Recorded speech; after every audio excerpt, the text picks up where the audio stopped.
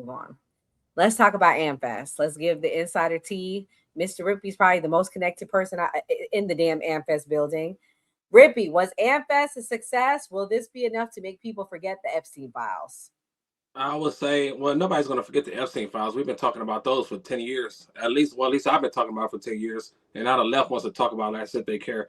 But I think that what Gray was saying, even though it is a divide, people that's Team Candace, people that's Team Ben Shapiro, Tucker Carlson, and people that Team Tucker Carlson and Megyn Kelly. At the end of the day, once the midterms come, we're still going to vote for the Republican candidate because we cannot let the United States turn into what New York is going to turn into. So I don't think we're going to lose the midterms because like if Israel is running everything, they're always going to run everything. But AmFest was great. I was able to get a few interviews. I was on Fox Nation. I did Real America's Voice, and I did Devori Darkins. So if y'all don't follow Devori Darkins, follow Devori Darkins. He has over 1 million followers, 1 million subscribers on YouTube. And of course, I get a new party a shout out, tell them where to find me at, and watch it and everything. So I thought it was great. I thought it was great. All the speakers did a great job. I didn't like the bullshit that Ben Shapiro got up there and said because that's super divisive, and that's not what Charlie Kirk represented. And I was very disappointed. I almost left because of that. I'm like, I can't do really. We're gonna play. We're gonna play. Actually, was gonna play Candace next, but since you brought up Ben, I'll bring up Ben. And you want to know something, Rippy? I agree with you. When I heard the stuff from the Epstein files, I'm not gonna lie, it bothers me. It bothers me. I'm a mother. I have a teen daughter. She's 12. It bothers me. But you know what God said to me? God said that the mission is bigger than this file. What's going on is bigger than this file. So I gotta agree with you. That's what God said to me. I mean, and I know the chat's probably going to go crazy with that, but I agree with you. But I'm going to play what Ben Shapiro said because it was a very divisive AmFest. Ben Shapiro was one of the first speakers on the first night, and he said some crazy things. Trying to find it. Where is it?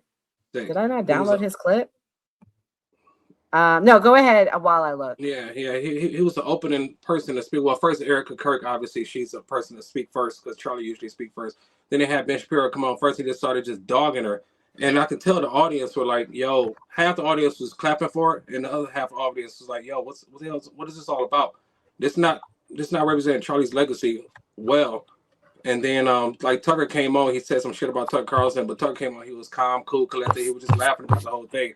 But the way he behaved, it made it seem like that the conservative movement is super divided. But at the end of the day, we're all still going to vote for Republican candidates in the midterms because we see the bigger picture. And the bigger picture is a socialist just got elected in the biggest city in the country. And we cannot have that happen. We cannot have that happen in multiple other cities. So I don't think the MAGA movement is dying. I don't think the America First movement is dying. I don't think the conservative movement is dying. I think there's still stamina. There's still energy.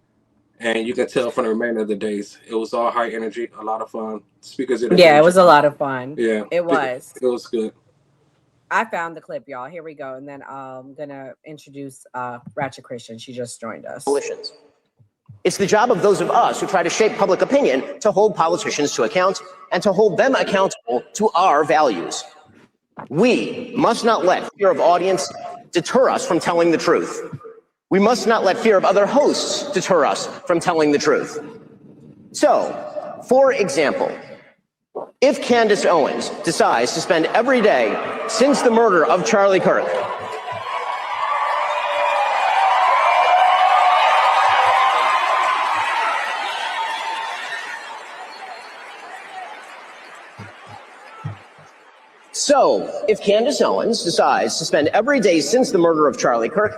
casting aspersions at TPUSA and the people who work here, who worked with Charlie every single day, his best friends, to cast aspersions at Mikey McCoy and Andrew Colvin and Blake Neff and Tyler Boyer, and yes, at Erika Kirk, and to imply or outright claim complicity in a cover-up over Charlie's murder, to spew absolutely baseless trash implicating everyone from French intelligence to Mossad to members of TPUSA in Charlie's murder or a cover-up in that murder, then we, as people with a microphone, have a moral obligation to call that out by name.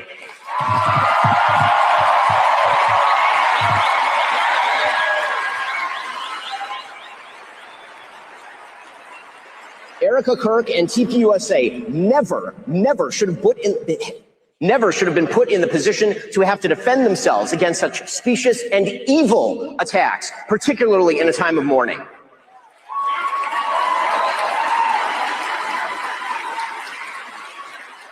And the people who refuse to condemn Candace's truly vicious attacks, and some of them are speaking here, are guilty of cowardice. Yes, cowardice.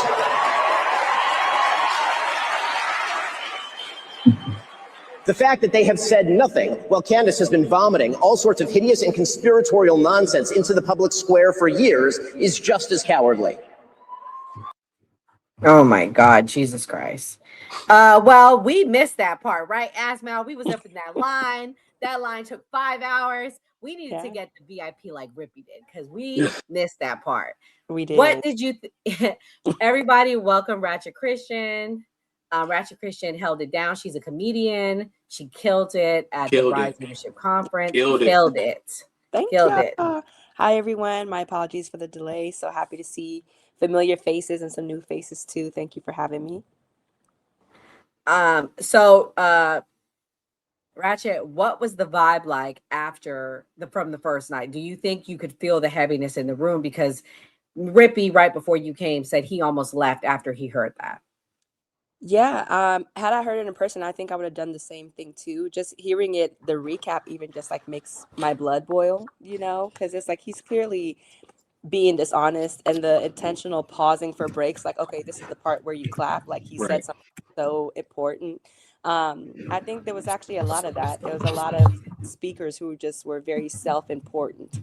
And he was one of them. And honestly, I was sad to see Erika Kirk, knowing the relationship that Ben Shapiro had, or lack thereof, with Charlie, the fact that he was one of the first speakers, the fact that he was there at all, and was speaking immediately after her, like that to me was like, what exactly are we doing here? Like, what kind of chess move is this that while Charlie was alive, Ben never spoke at Turning Point USA? You know what I mean? Or at least one of these things, or maybe he did, but still. Yeah, actually, he spoke last year, but he spoke last year. Yeah. Okay. Yeah. Did he speak at SAS? He spoke at SAS, right? I'm not sure about that one. Okay. I know he was definitely at AmericaFest last year because that's where I met him at for the first time. Okay. So yeah. All right. So he's spoken a few times, but it's like with everything that he's been doing since Charlie Kirk's passing and Candace Owens bringing forth the evidence that, Ben deliberately throughout their career tried to derail them, try to, circumvent Charlie's success. Like, I didn't like it, and it didn't feel good, and I don't trust it. I don't trust it. Well, it's okay. He did that, guys. I'm gonna play this clip, and then I'll let some people that didn't attend get in here. But this is what Steve Bannon said, because Steve Bannon fired back at him. Let's hear what Steve had to say. It definitely was very fiery. I missed this too, man. I'm blaming you, Ratchet, why I missed it. Here we go. Let's see.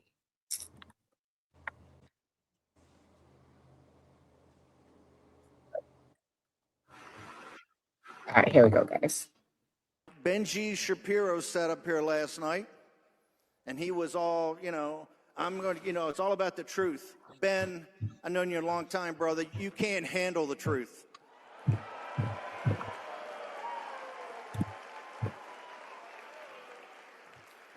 Let's face it, Ben Shapiro is the farthest thing from MAGA. Let's be blunt. He is a hardcore never Trumper. He's a hardcore never Trumper. In the spring of 16, he tried to upend Breitbart. He walked off the job, made a big deal about some incident in Mar-a-Lago with Corey Lewandowski. He tried to turn it to Ted Cruz from Donald Trump because he hated Donald Trump. In the general election, he barely supported Donald Trump. The first sign of when President Trump gets sent back to Mar-a-Lago, the very first individual that jumped on the Ron DeSantis train, the Israel First train, was Ben Shapiro. And those are the darkest days we had. In 21 and 22, you guys were there. He's consistently been against Trump, and now that President Trump doesn't back the Greater Israel Project. What is Greater Israel? It's not about Israel itself. It's about an expansionist Israel, an imperial Israel that Netanyahu and that crowd have thought up. And the Israel First crowd is Ben Shapiro, Tel Aviv Mark Levin, and many others that want to put that ahead of America's interests. Oh, shit. I missed all the good people, guys. I missed all the damn good people. I needed VIP. Anyways, Mia, what's your thoughts on Steve Bannon? Do you think if you were an attendee of AmFest, you would have felt that redeemed from that horrible speech that Ben Shapiro gave? You know what's crazy is I don't particularly like Steve Bannon at all, but I agree with what he's saying. I don't. Ben Shapiro and his lackeys absolutely are not America first. They're Israel first. They have never hid the fact that they are Israel first for years. Like that. That's just who they are. And, you know, it is what it is. They're standing on 10 toes when it comes to putting Israel's interest before American interest. And, you know, it kind of is what it is. I do agree with Steve Bannon for calling them out. And I think it was in distaste 3 months after the founder of Turning Point was assassinated to even have any sort of fiery rhetoric at all whatsoever. I think, you know, Ben is acting like they were best friends. They weren't best friends. They were acquaintances and they were competitors. And then if you look at Ben Shapiro's viewership, it's down 70%. March of 2024, he was literally having like 177 million and now barely 10 million. His viewership is down over 70%. He's doing whatever he can to stay relevant and the numbers reflect that. So I think we're going to see more fiery Ben Shapiro stirring the pot because he needs to get that viewership back. Yeah, I mean, that's very true. The other fiery thing that was said was by Megyn Kelly. I mean, Megyn Kelly also responded to a lot of things. Let's hear what she had to say to Ben Shapiro. You mentioned him, and your name came up on the stage last night in regards to pretty much all of this. Would you like the opportunity to respond? Well, I found it kind of funny that Ben thinks he has the power to decide who gets excommunicated from the conservative movement, which shows a willful blindness about his position in it. It reminded me a little of when the girl who was the head of our middle school chorus told me she was going to take all my friends away from me. Chorus? A head cheerleader maybe, but like... So I resent the whole thing. I object to the whole thing. Ben and I, he had the nerve to call me a friend right before he called me a despicable coward for not calling out the people he once called out. So he both wants to parent me and be my child. He wants to tell me what I have to do and who I have to say what to. And then when I don't, he and some of his friends want to act like utter victims because I won't do what they say. They need me. I have to be their daddy and step in to protect them. And I am not their daddy. And I resent that he thinks he's in a position to decide who must say what to whom and when. Thank you. So I don't think we are friends anymore. I've been a very good friend to Ben. Nobody knew who the heck Ben Shapiro was when I started putting him on my shows on the Fox News channel. And I helped make him a star. And I've been very, very good to Ben over the years. And he's been good to me too. He just recently came on my tour, as did you. And I gave him the most kind introduction I could possibly give him because I know that he's losing subscribers a lot. Mia said that. So I tried to do something nice for him by giving him a long 10-minute intro and personally vouching for him. And we mixed it up on Israel out on stage. It wasn't Israel because we're on the same place on Israel. We mixed it up over whether Tucker Carlson should be excommunicated from the conservative movement, which I do not. So, Enzo, what you think about all these people saying who should be a conservative or not? Reminds me of something I heard. I'm not going to say by who when I was there, but it was like, we got to filter out who's the conservative and who's going to be a part of the crew. Because if you got kids out of wedlock, or you not married, or you don't make enough money, maybe you shouldn't be a part of the crew. And that's kind of the vibe I was getting from some, not all, very few at AmFest, very, very few. I'm not going to say where. So what do you think about that? Should we be filtering out who's a part of the conservative movement? Or do you think it's great that all these people like Nicki Minaj and people like that want to join? Or even like Megyn Kelly said with Tucker Carlson, like, should we be a monolith or should we all have different views on different things? I think we should all have our different views on everything wholeheartedly. Because I mean, I'm gonna look at the Democratic Party and be like, if you don't think this way, you don't agree with this, you don't agree with that, you can't be a part of our party. They throw people out of their party all the time just because of stupid things, and it's absolutely insane to me. I don't think the Republican Party will be that.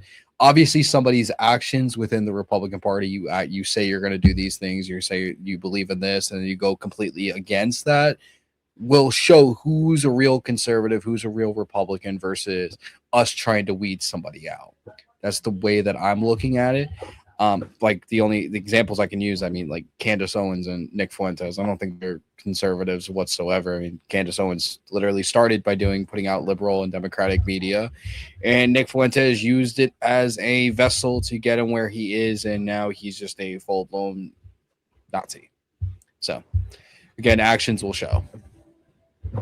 Damn. Well, somebody that was locked out was Myron Gaines, but I'll save that clip because I don't know where Kamal went. But I'm going to play this clip for Gray. This is Tim Dillon Gray, and he compares this to a reality show. Turning point kind of abomination that the right wing of this country has turned into like a bad reality show. And it's all of the fault of everyone, by the way. It's the fault of everyone speaking and everyone attending, and there's nobody that gets everything about this is weird and uncomfortable for everyone. And I'm not saying she killed her husband or knew about it or whatever. I'm saying the guy got shot 3 months ago, and she walks out to a pyrotechnic display, and then she goes, we're going to elect J.D. Vance. It's weird that that's where her head is at. It's difficult for many people to relate to. It's not relatable for people that talked about how Hollywood isn't relatable and Hollywood is out of touch. This looks a lot like Hollywood to most people. And to go out through a stream of fireworks and sparklers and stand there in a glittering pantsuit and talk about electing J.D. Vance 3 months after your husband was killed, many people feel that there is something off about that.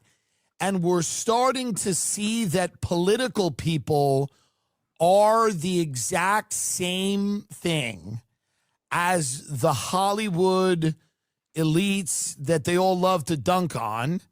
And we all look at this. This is Megan Thee Stallion twerking at the Kamala rally.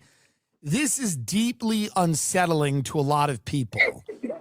It feels like you're... Listen, I got to put Gray and Kamal on blast. They're over there cracking up. Gray, do you agree with everything he said? Is this a reality show? Is this like the Real Housewives on steroids? What do you think? Well, if you make it a reality show person, the leader of the movement is going to look like a reality show. But I definitely think that it's become definitely like Hollywood, the way that politics is being pushed. We talk about this all the time, that entertainment and politics have seemed to come mainstream, and there's influencers in this, there's people that get paid doing this. So yes, I do agree with what he's saying. Do I feel like she can't grieve? I think she inherited the business, so if she just says, okay, I got to put my feelings to the side, I got to do what I got to do to get money and what's good for the brand and what's good for the Republican Party, I'm not going to hold that against her. So I'm not going to say that she can't do what she has to do. So with that being said, it's kind of a reality show, but I'm not going to just attack Erika Kirk for trying to maintain Turning Point. You shouldn't attack her. The Bible says you shouldn't attack widows. But anyways, we're going to switch gears here. This part is for Kamal. This is just for you, Kamal. I got 2 clips just for you. Let me play the first one. He's not been allowed in. Security is he's calling nobody because no one's gonna help him get in. So I don't know who he thinks he's calling. Now we got 1 security, 2, 3, and the event security. And he's calling, I think he's calling like Andrew Tate to help him get in or something. Nope, not gonna happen, bud. He's like, I'm right here. Why are his at the jeans so corner. tight? Just come get me. No chance. I don't know, but they were tighter in person. Hey, Mr. Rippey, I got a question. Confirm something for me. What does it mean when it says he's a sponsor? That means he pays. He's like a advertiser. Yeah, he paid to help sponsor the event. So how much is that? Like 20, 30, 40 grand? Well, it depends on how much you sponsor. Like for sponsorship that I got, it was 15 grand. Well, I didn't do it, but I got the emails. I just how much it costs to sponsor at the minimum. Oh, so at the minimum, he paid 15 grand to be in there. So guys, the rumors are not true. Myron was not kicked out. I saw him up close. In fact, Asmau got to meet him twice. She had the balls to go talk to him. I this time did not feel like talking to him. I talked to him at SAS. He was very kind to me and Gray, but Gray was not there to protect me from whatever was going to come out of his mouth. So I did not want to talk to him. But Kamal, what do you think about them saying he got kicked out, which he didn't, but Fresh did get kicked out? Did you see Fresh again? I never saw Fresh again. No, I didn't see him for the rest of the weekend, no. Okay, so he was kicked out. So they probably were like, boo-boo. That 15K only got one of y'all in, not two. And your little side piece. What do you think? Come on. First of all, what's up, Mr. Rippey and Christian Ratchet? This is the first time I'm on the stage with y'all, you feel me? Second of all, threw they motherfucking coon ass out like Jazzy Jeff. God damn. Sudanese Sambo ass looking like a sad ass puppy dog because he couldn't get in. Well, he got in the next day, but the optics ain't looking good, bro. You know we gonna talk shit. You feel me? I look it. I was hoping he didn't get in so we could talk even more shit, just like we talk shit about Andrew Tate getting his ass whooped. How you get your ass whooped by the most sassiest of people, but you up here top this masculinity? Nah, man, y'all going out fucking sad, man. You red pill motherfuckers. Y'all going out sad. All right. And Fresh, they why would they let that motherfucker in? He don't bring no value to nothing. You feel me? And I do gotta ask. I will say this, and some of y'all might get mad on the panel, but they might have had a black quota. And they were like, no. Let me tell you. Now, Myron Gaines, you can't come in Fresh. You can't. That was the most diverse. And Rippy, am I wrong? That was the most, because this is what people told me. That was the most diverse AmFest in history. Right. In history. Damn. The most diverse, huh? Okay. How y'all feel about Tucker Carlson's speech, though? Did y'all listen to that shit? He might have. Yeah, I like Tucker. Me too. I thought it was good. Yeah. AmFest. How'd you feel about that? I thought it was good. I did too. I feel like he said everything that needed to be said. Right. He addressed what needed to be addressed, and didn't throw anybody under the bus. Like it felt like people got up there to throw each other under the bus. It seemed like he just addressed everything that needed to be addressed, and he did it. He did it right. Yeah, he did it right. A lot of the speakers, I felt like. Did anybody talk about Charlie? Like, it was kind of like, sometimes when you go to certain churches and the pastor will open the Bible. Officer Tatum did, because I did make it inside Lord, for Tatum, and I was on VIP for that.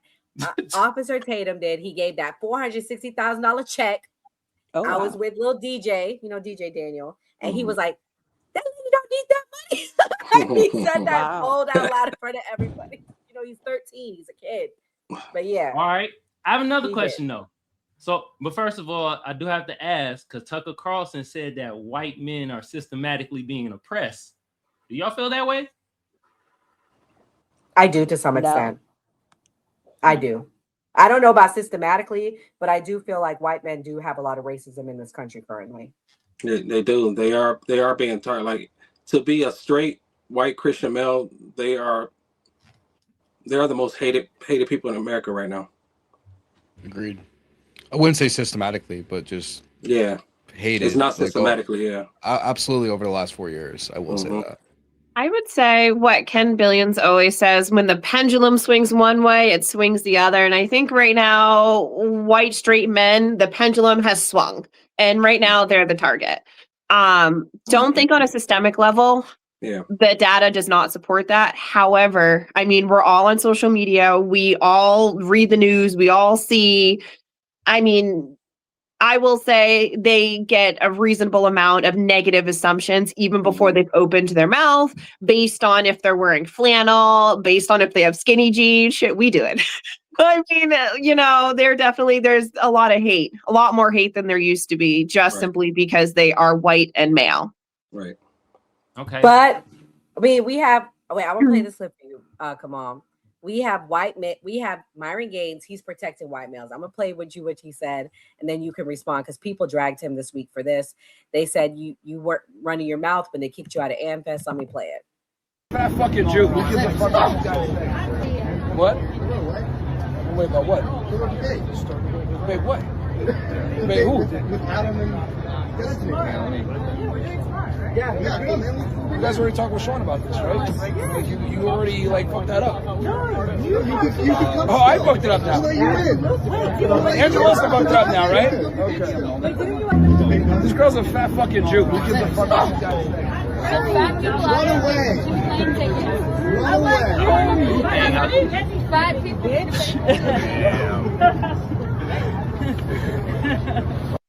Oh my God, she's pregnant.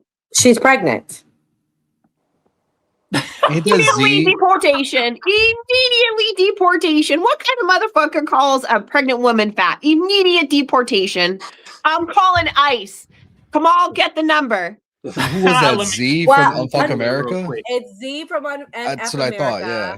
She's very pregnant. She's a mama. I think she has like 3 kids already, because we were in talks to bring her on our show, but Greg couldn't land the bag with her. Just kidding. She did not want to come on and be in the heat of Republicans. She saw how many Republicans were on the panel and she was scared. She's a nice girl. I don't have a beef with her, but I think what he said was pretty disgusting. But what's interesting, Kamal, do you think he would have had the balls to say that to a white man to his face? Not saying pregnant, obviously, but to speak that strongly.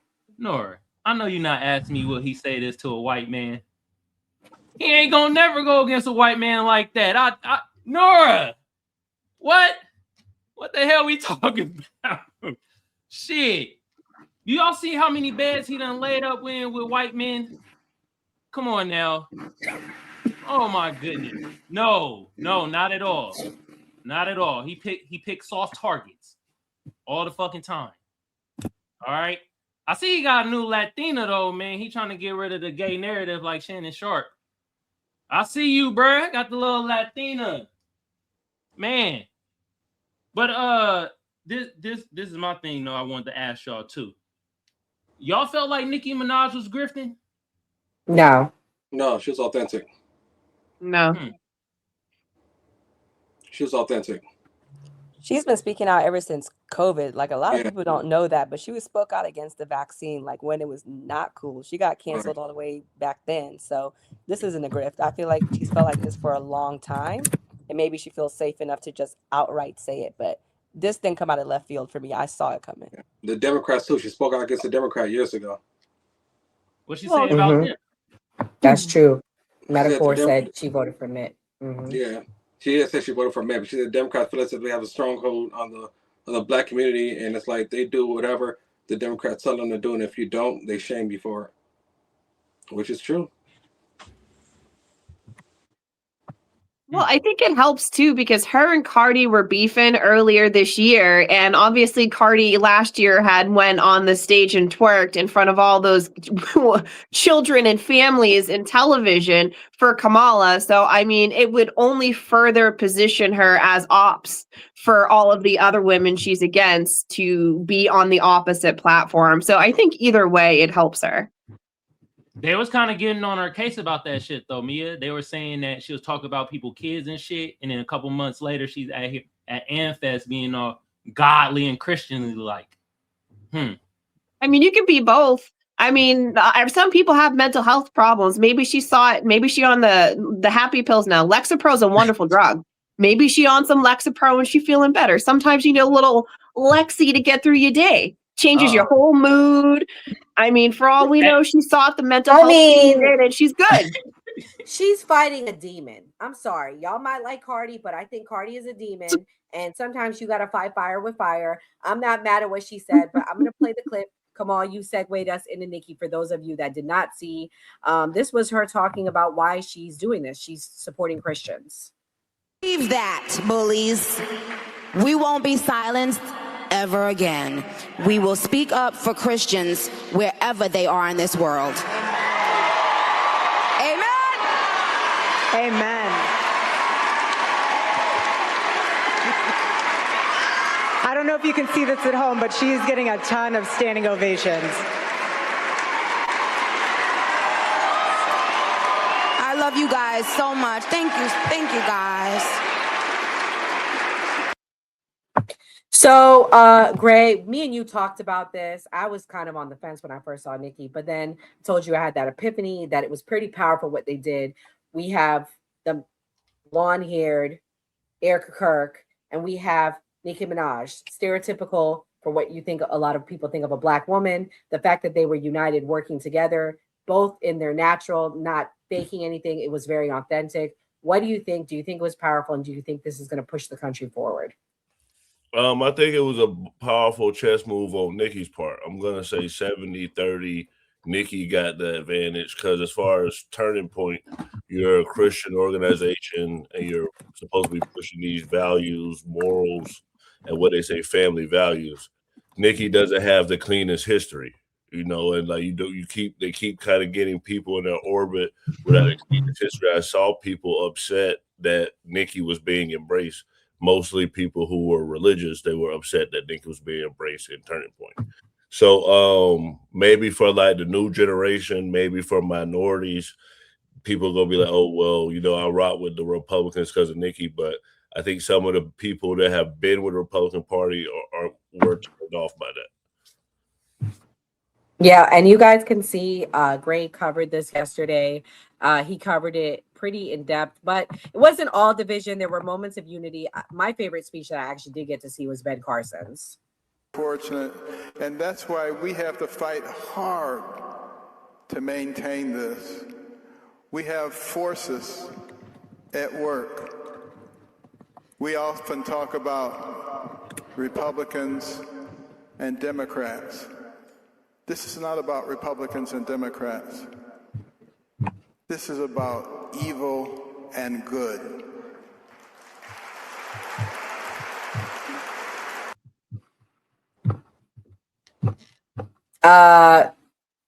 Rippy, what was your thoughts on Ben Carson's speech? Do you think that Ben has a future with the Republican Party, or you think this is one of his last speeches that he'll probably do? No, I loved it. I loved it. I thought it was fantastic because it's so true. It's not between Republican, Democrat, liberal, conservative. It's spiritual at this point.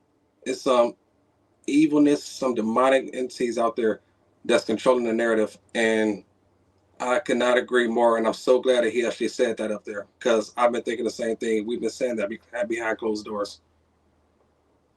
He's not going anywhere. So, Rippy, do you think the future for the country is this left versus right, or will we see a moment of unity? I will say one thing I really did like about Erika. I did feel like she was diversifying the conservative movement. I really got to give her that credit. And I told Gray I owe it to her. And I'm not hating on Charlie because I know he was your friend, but I don't think we would have seen some of these people had it not be for Erika. Yeah, that's understanding. That's definitely. Like I said, I don't think the future. I think we are going to become more unified because the youth, the Gen Zers, are more open-minded to more information. The older people, the Gen Xers and the baby boomers, they're pretty much done. You cannot get to them. But the Gen Zers, they are seeing a lot of conspiracies and connecting that to the truth, which is what it is. I talk to young people all the time, and they're open-minded on the left and the right. And we find common ground. So I see it happening. Well, that's good. That's something we can look forward to. Definitely something to look forward to. This was Erika Kirk and what she had to say on pushing everything forward. You have common ground. You have some common ground with Candace. I mean, you both want to honor Charlie's legacy, it seems. I mean, you both say that you want to know exactly what happened. Do you feel like there was some common meeting of the minds there? I'm not going to speak on her behalf. But what I do know is that my COO and myself, when we walked into that meeting, we were very intentional with why we were there, provided what we wanted to provide to show context and also to show we have nothing to hide, never will have anything to hide. And You just let the Lord do the rest. But I'm not going to sit and judge how anyone interpreted anything outside of myself. So I pray for her. I pray for her family. And let the Lord handle the rest. We're building. I don't have time for the noise. I said my piece, and that's it. And we get back to work. Mia, as somebody that was not there but is on the more conservative leaning, do you think that she's done a good job of pushing the narrative forward, or do you think people will still be on the attack of her? I think she's done an excellent job when it comes to pushing the narrative forward. I think she's done an excellent job about keeping tpusa like front and center. I mean, even all press is good press, even if it's bad press. I mean, that's like one of the oldest Hollywood sayings. So even if people are talking crap about her, it's still engagement. They're still hashtagging her name. They're adding TPS USA. They're getting money off those views. They're hitting all these algorithms. So regardless if people are saying good things or bad things, they're still talking about her. And she really has kind of cornered that. Because even when she doesn't do anything, people are still talking about her. So like A++ for that, which is generated more chapters, more young people following, more money, some of the most amount of money they've had, obviously more events, more engagement, more speakers, more programs. So she is doing a good job. Yeah, I mean, I do think that's a good point. She definitely pushed it forward with that. And I just wanted to know, like, as a viewer, what you guys thought. And the other big, powerful speech and moment that there was was Benny Johnson bringing the Target worker on stage. I believe this one by.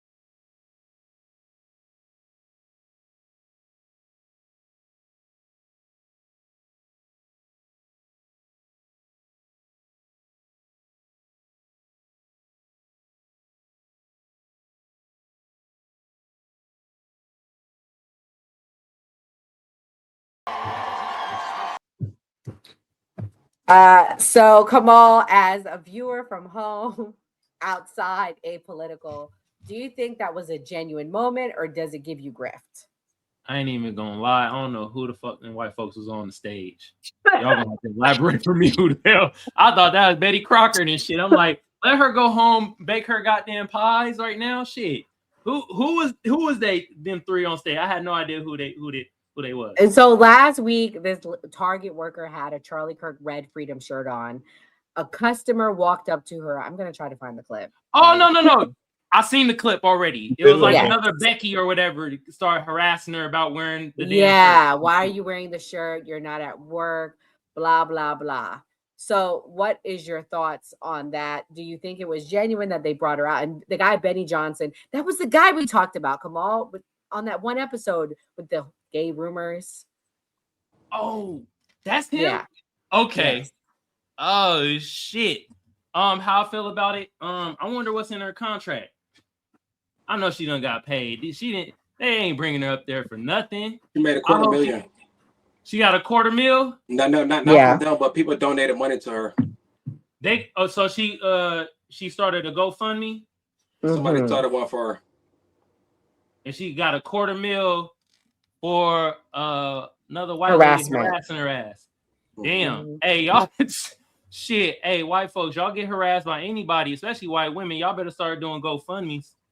Shit, y'all killing the game with the GoFundMes. I'm telling you right now, shit.